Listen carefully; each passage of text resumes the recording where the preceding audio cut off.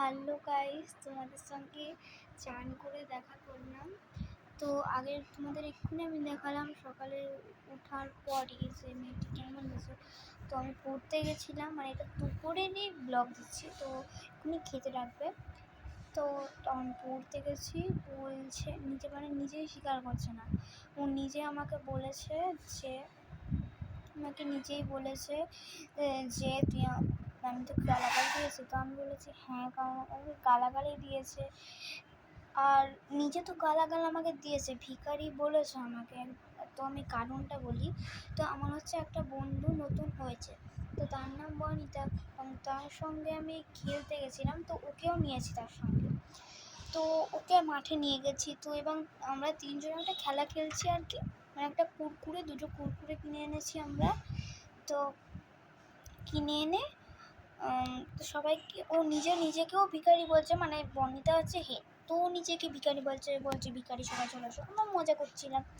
তো তার মধ্যে সবাইকে বলছে, কিন্তু একটা আমাকে বলেছে যে তুই তো ভিখারির নাম্বার ভিখারি। আর তারপর আমি যখন ওকে বলতে যাই মজা করে যে তোকে তো, আর তুইও তো ভিখারির নাম্বার ভিখারি, কারণ ও তখন ও আমাকে মানে তখন আমাকে ঠেলে ফেলে দেয়।